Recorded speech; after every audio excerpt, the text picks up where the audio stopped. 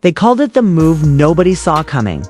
When Sydney Colson walked away from the Las Vegas Aces, from the championships, the parades, and her best friend A'ja Wilson, the entire league froze. In an era when players chase rings and comfort, she chased something else entirely: discomfort, faith, and purpose.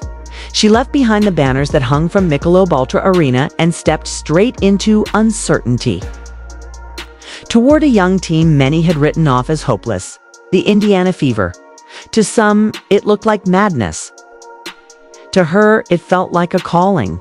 The WNBA establishment didn't understand it then, but that one decision would flip the league's hierarchy on its head. Colson had everything most athletes spend their careers fighting for.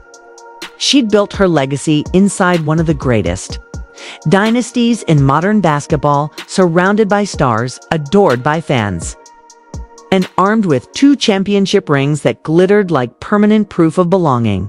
She was A'ja Wilson's right hand, the locker room spark plug, the heartbeat of Las Vegas culture. Leaving that behind wasn't just unexpected, it was unthinkable. Yet deep down, Sydney Colson felt a restlessness that trophies couldn't quiet.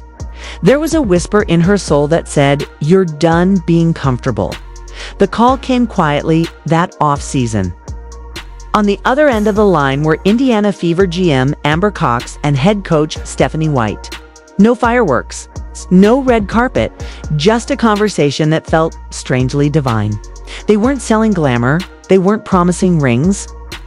They were offering something deeper, a chance to build, chance to lead, a chance to shape a culture that didn't exist yet. For most veterans, the safe path was to stay in Las Vegas and keep stacking banners. But Colson saw what others didn't. A spark inside a young, misunderstood franchise about to be reborn around a rookie phenom named Caitlin Clark. In that moment, everything shifted. The Aces offered certainty. Indiana offered growth. Faith whispered louder than logic.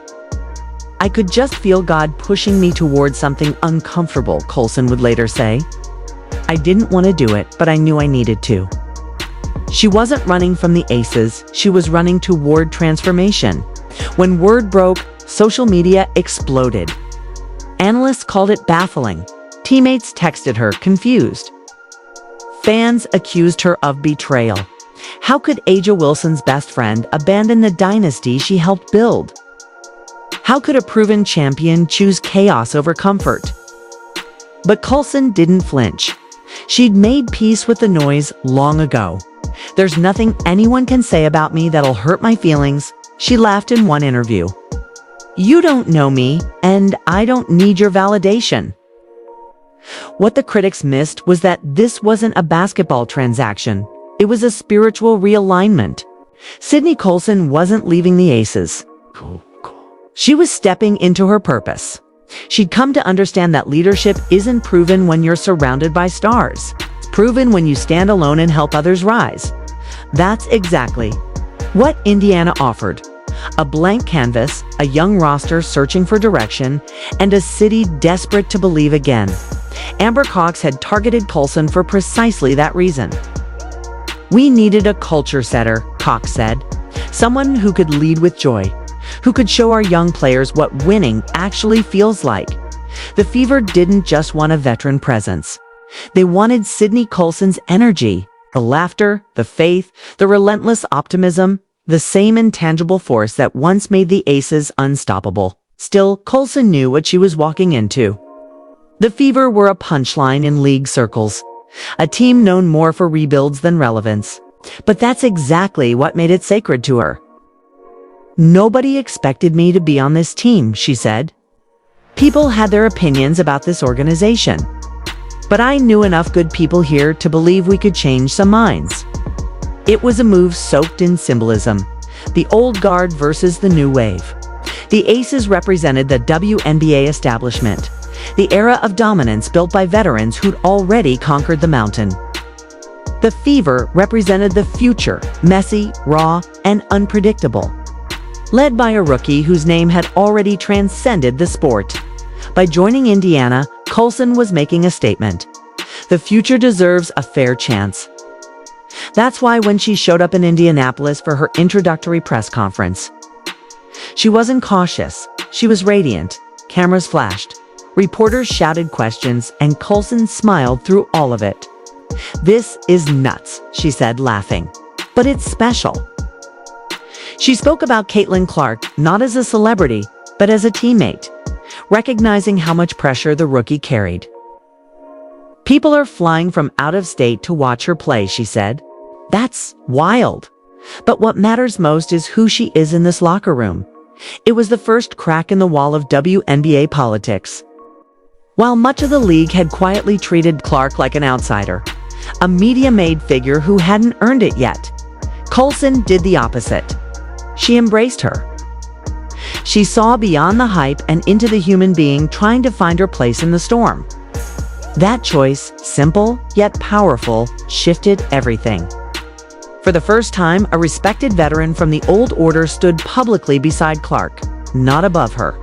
Inside that Fever locker room, something started to change.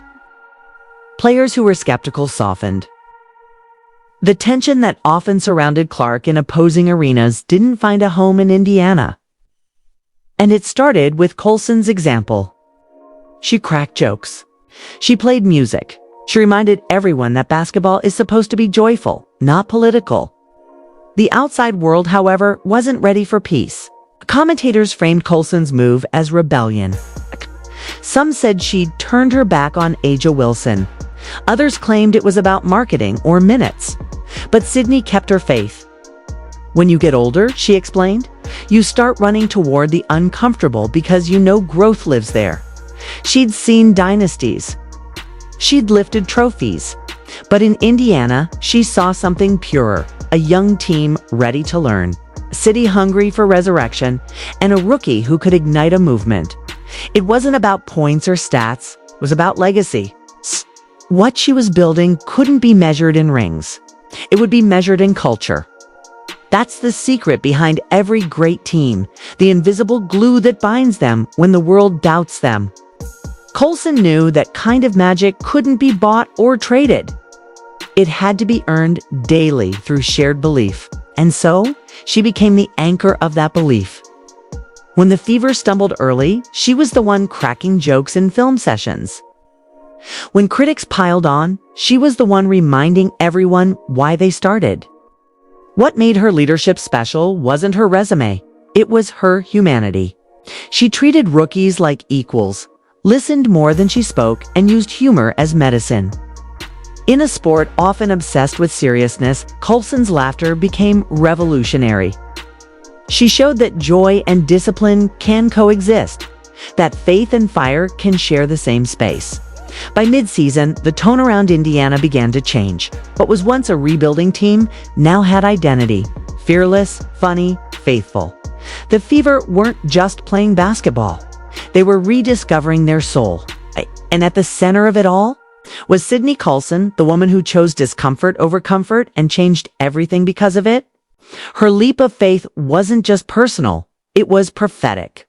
It challenged a league that had grown comfortable with hierarchy to reconsider what leadership really means. The Aces may have built a dynasty, but Colson was building something eternal, a culture of courage that would outlast any banner. In hindsight, that phone call from the Fever front office wasn't just a recruitment pitch. It was a moment of divine timing, a collision between faith and opportunity. The WNBA needed someone to bridge the gap between generations, between old expectations and new possibilities. Sydney Colson became that bridge. So when people look back years from now and ask when the Fever's rebirth truly began, it won't be just when Caitlin Clark was drafted, it'll be when Sydney Colson said yes. That's when faith overpowered fear. That's when a dynasty veteran risked her comfort to light a new path for others. And that's when the heart of the WNBA began to beat to a different rhythm, one built on authenticity, laughter, and belief. Do you stand with Sid and Caitlin? Then let us know down in the comments below, because the story of the Fever's rise is far from over. They said it wouldn't work. That a veteran molded by championship glory and a rookie baptized by viral fame could never coexist. But Sydney Colson and Caitlin Clark defied every cynical prediction the moment they shared a locker room. From the outside, it looked like two worlds colliding, the old WNBA order meeting the force of a cultural revolution. But on the inside, it felt like destiny. It was the meeting of faith and fire, experience and electricity, soul and spotlight. What no one expected was how perfectly they would balance each other. In the chaos of a rebuilding season, they're unlikely. Bond became the heartbeat of the Indiana Fever, a bond built not on fame or stat lines, but on faith, humor, and shared humanity. When Colson first arrived in Indiana, she didn't come to babysit a rookie. She came to build a foundation. Yet the moment she met Caitlin Clark, she saw something she couldn't ignore. Not just talent, but a kind of burden that no young player should have to carry alone. Clark wasn't just playing basketball. She was playing through an avalanche of expectations. Every shot she took was dissected by millions. Every word she spoke was a headline. Colson, having lived through her own seasons of scrutiny, recognized the silent exhaustion behind Clark's smile. "She's dealing with things we've never seen before in this league," Colson explained. "The money, the fame, the pressure. It's a lot for someone her age." But instead of treating her like an outsider or a threat, Colson leaned in. She became the steady voice in Clark's storm, cracking jokes after tough practices, deflecting negative media chatter, and reminding everyone that joy still mattered. In a league where egos often clash, she chose empathy over envy.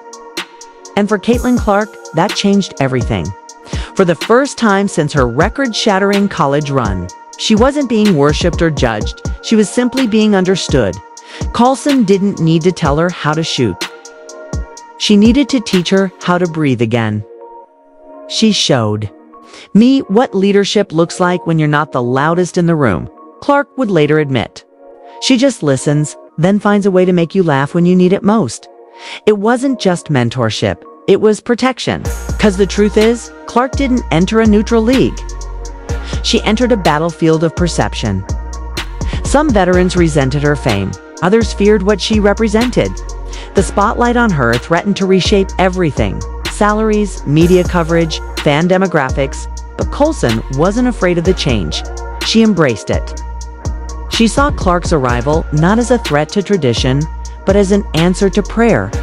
The jolt the WNBA had been waiting for. That's what made her loyalty so powerful.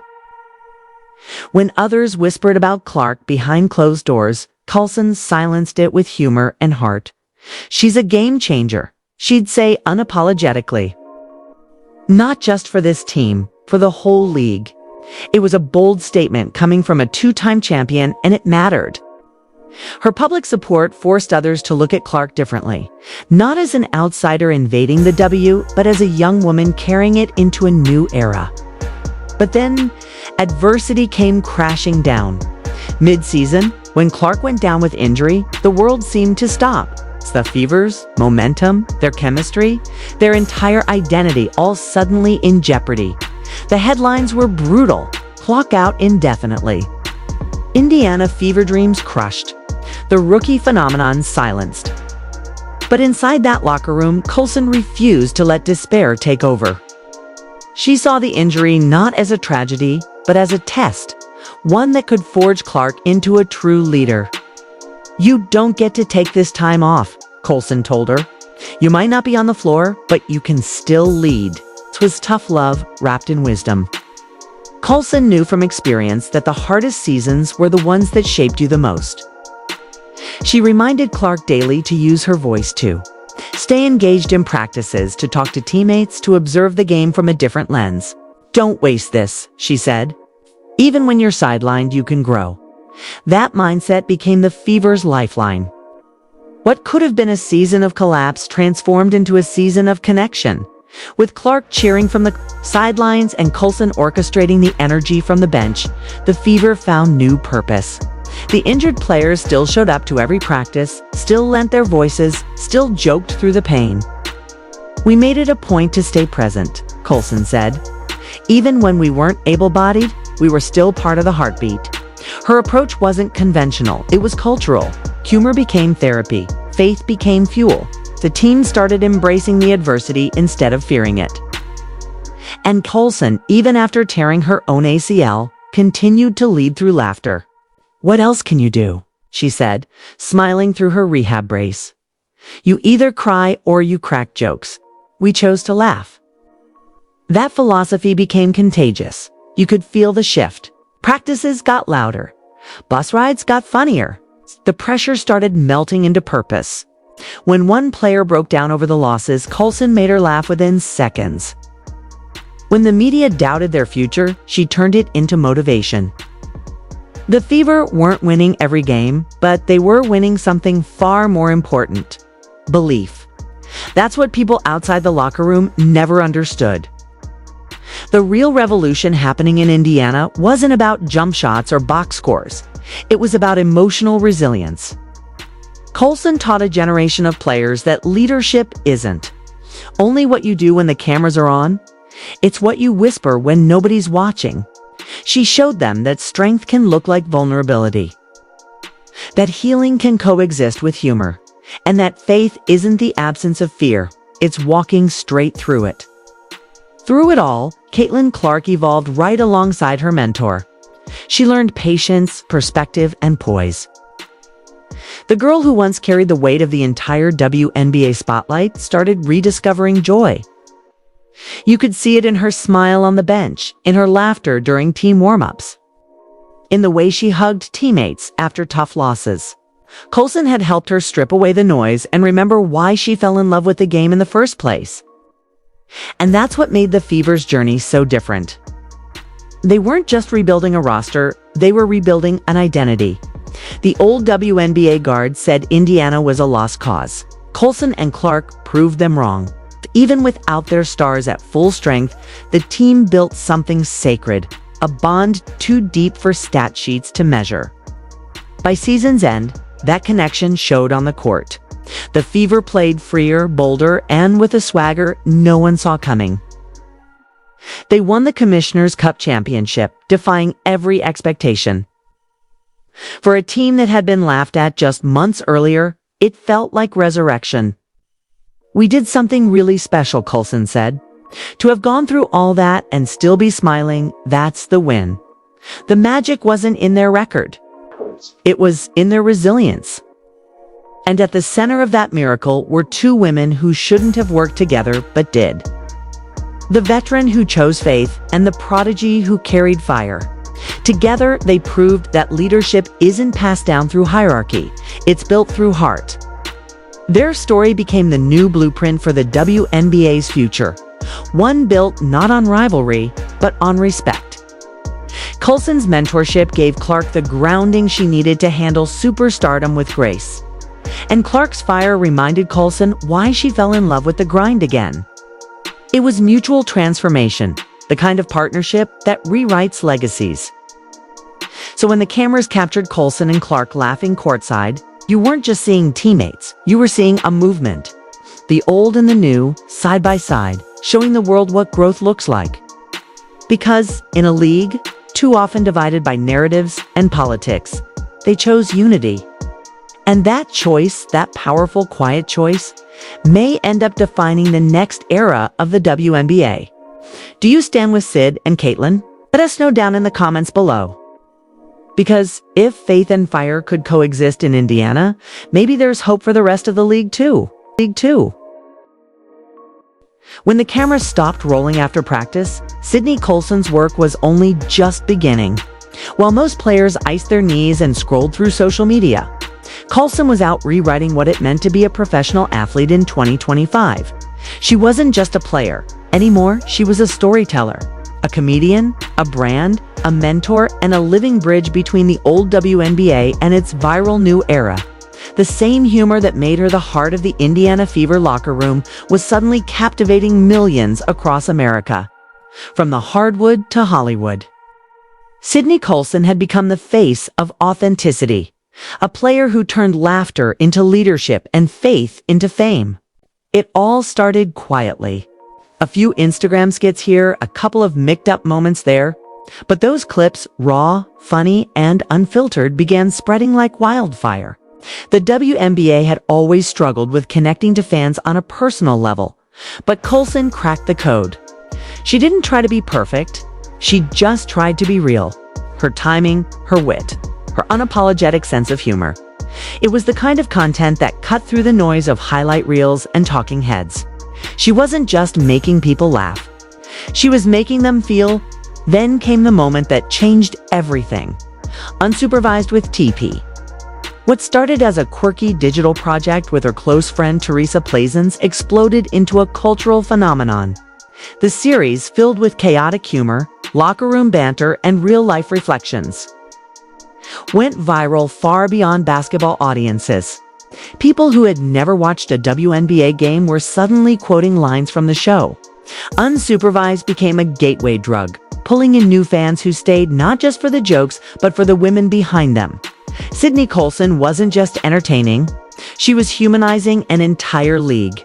It wasn't just about laughs either. Beneath the comedy was something profound, a reclamation of space. Colson and Plaisance were women who had spent years fighting for relevance in a sports world that often ignored them. By turning the camera on themselves, they took control of their narratives. "If they're not going to tell our stories," Colson once said, "we'll tell them ourselves." And she meant it. Each episode carried a message about resilience, friendship, mental health, and the absurd reality of being a woman in professional sports.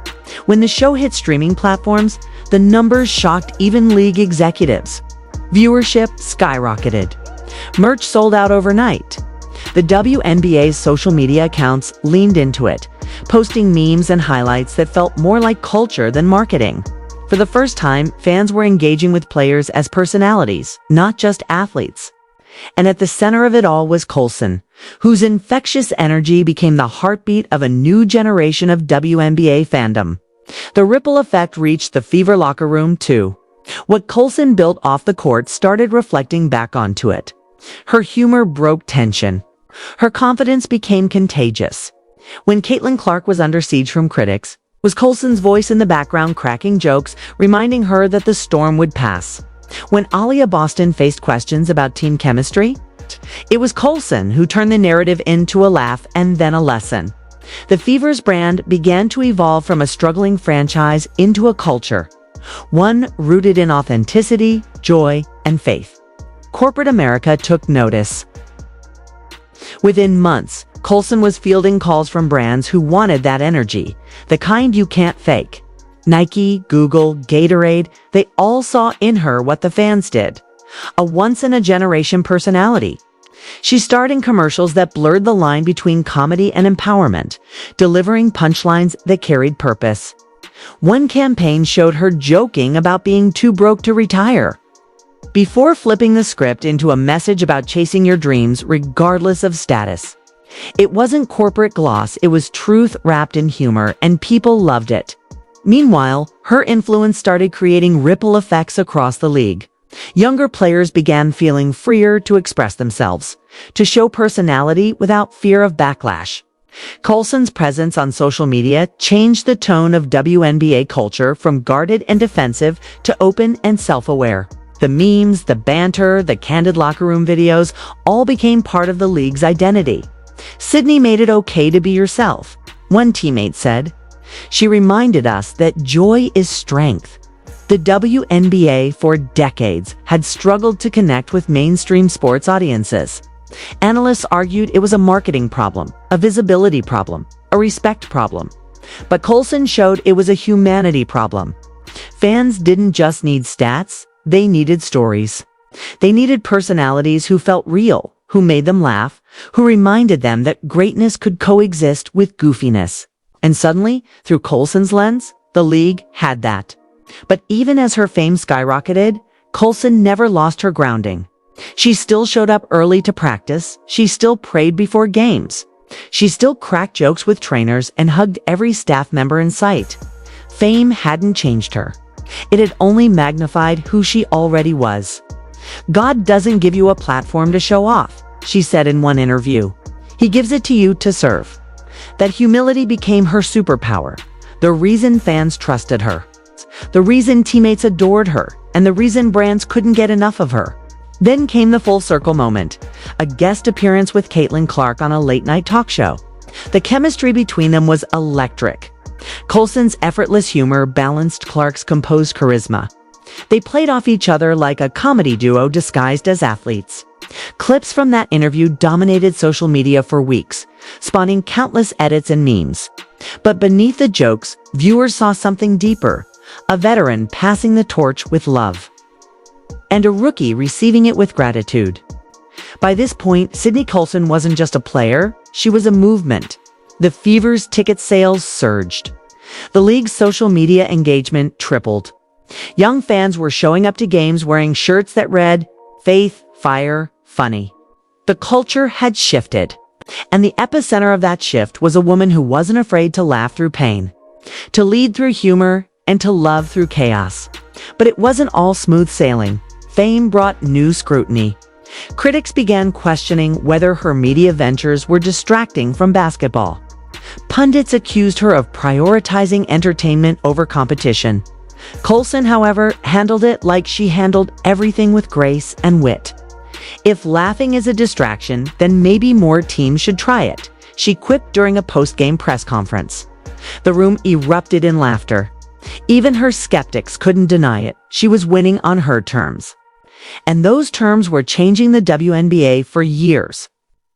Women's basketball had been trapped between fighting for legitimacy and chasing visibility. Colson's rise proved those goals didn't have to be separate. You could be funny and fierce, joyful and competitive, relatable and revolutionary. The duality became her trademark, a balance between substance and satire that no one else could quite replicate. Her impact reached beyond sports. Universities began inviting her to speak about leadership, confidence, and faith. She became a voice for athletes, balancing identity with pressure, especially women, navigating spaces that still felt stacked against them. "You don't have to pick between being serious and being yourself," she told one audience. "You can lead and laugh at the same time." That quote spread like wildfire. It ended up on posters, on TikTok edits, on motivational reels. But what made it powerful wasn't the words, it was the woman behind them. Because Colson wasn't preaching theory. She was living testimony. Her entire career was proof that joy could be radical, that humor could heal, and that laughter could carry the same weight as leadership. And then, in a poetic twist, everything came full circle. The same platform that had once overlooked her, the league that barely noticed her comedic side, during her early years, now celebrated her as one of its most marketable figures. The WNBA partnered with major networks to produce a special called The Sydney Colson Effect. It chronicled her journey from overlooked role player to cultural icon, highlighting how she helped redefine the way people viewed women's sports. The documentary ended with a powerful montage, Colson laughing with teammates, mentoring Clark, hosting unsupervised, and standing before a sold-out arena in Indiana as fans chanted her name. She looked around, hands on her hips, smiling like she couldn't believe it either. "All this," she said quietly in the final scene, "because I refuse to stop being me." And that's exactly why her story mattered. In a league constantly battling for respect, Sydney Colson earned it not by conforming, but by standing out. She proved that charisma is currency, that kindness is influence,